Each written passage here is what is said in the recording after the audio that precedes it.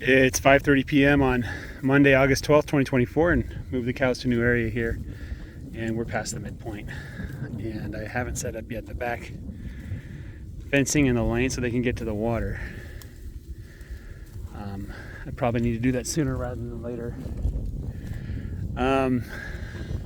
There's one of the rams. The other rams decided to cross towards the south, so they're heading back to the last area they were at, but they haven't gone too far, so they're just in the brush there to the south, maybe seeking shade, maybe just a little bit scared of the cows. They don't want to be near the cows.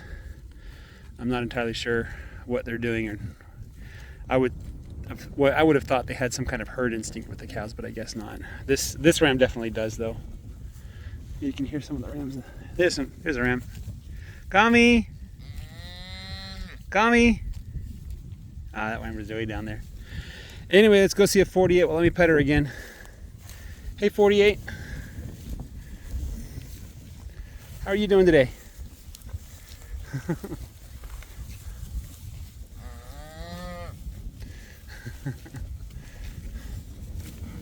Where's your mama? As you can see, the grass is quite tall here. It's very good. My chief concern with the back fencing is that they don't graze the middle part twice. So the goal is that they eat and then they move and they don't come back to it. But in my experience, what happens is the cows will they'll kind of take a break on the way to the end of the row, and then they will end up eating like 2 bites out of the middle of the row. And I think that's why the middle of my pasture has just not been doing good for the past year. So hopefully things will improve, and we'll have a good time. Anyway, we have plenty of forage in the pasture. There's plenty of forage in the north, there's plenty of forage in the south, there's plenty of forage in the middle, and I just have no real big concerns right now. Unlike last year and the previous years where we had droughts this time of year, it's just going really peachy. And my chief concern is that I don't overgraze, that I leave plenty of grass behind, so that we can get a quick recovery, and especially so we can build up that soil layer, the mycorrhizal fungi, get those roots deep, and that's my goal.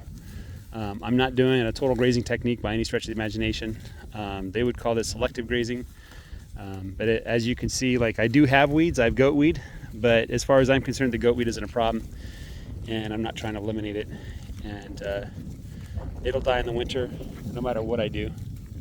So I just want to focus on grazing the grass to the proper height, and that's kind of what I'm focusing on.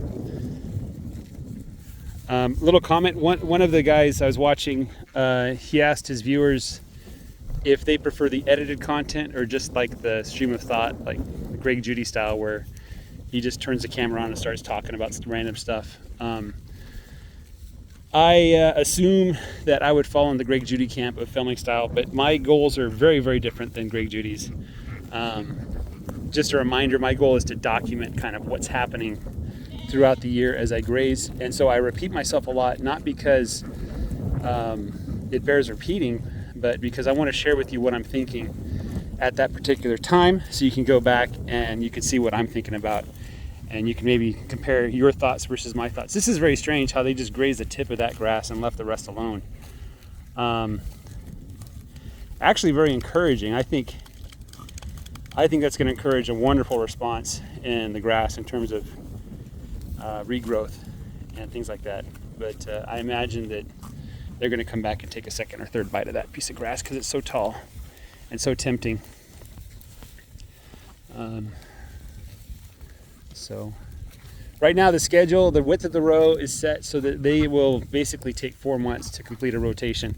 This row is, I'm going to say, about 80 feet wide, and my pasture is 2,560 feet long by 1,000 feet wide. So for half a week they're going to be here, more or less, just half a week, 3.5 days, and so that ends up being a little more than an acre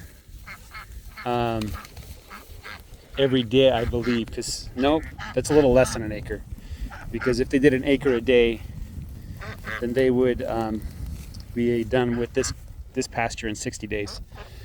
2 months. So probably 3/4 of an acre in 2 moves. So each move is probably 3/8 of an acre.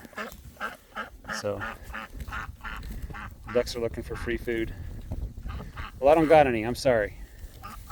I'll have to break open another bag of chicken food to feed the chickens. They still have food, but you know, just in the future, in the near future. Okay, so I'm gonna let the cows do this grazing, and we're gonna hopefully see the ram lambs, Rami and Gami and the others, join with the ram here with the cow herd for their own protection. Hopefully that'll happen. I don't know. We'll see. Oh, this is something that's always interesting to look at is these anthills, and just kind of historic point of interest. When I first got this field, I noticed that I had anthills in different places, especially where the gates were. So I had to park my car on an anthill to get in. And I did a little bit of research about what to do about the ants. And most people agreed, just leave them alone. Just let them do their thing. And I found that the ants move sometimes 2 or 3 times a year at least. So I could come back here in a month and this anthill will be gone. And what'll happen is next year, where this anthill was, we'll see incredible growth. And I think that's partly due to the fact that the ants are actually burying carbon underground.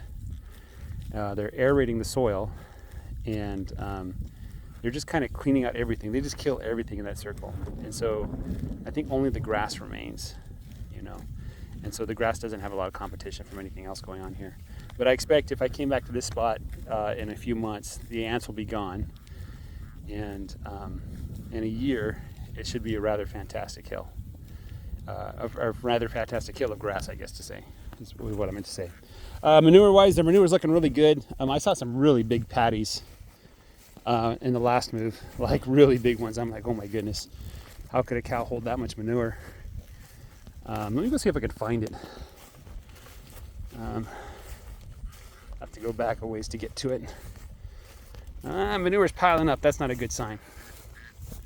That's a little bit too high. That's about the point where I say, maybe I should go buy some protein supplement. But yeah, let's go ahead and look at this last pasture. There's a big manure patty over here on the north side. It's just huge. I'm noticing the manure patties disappear quick.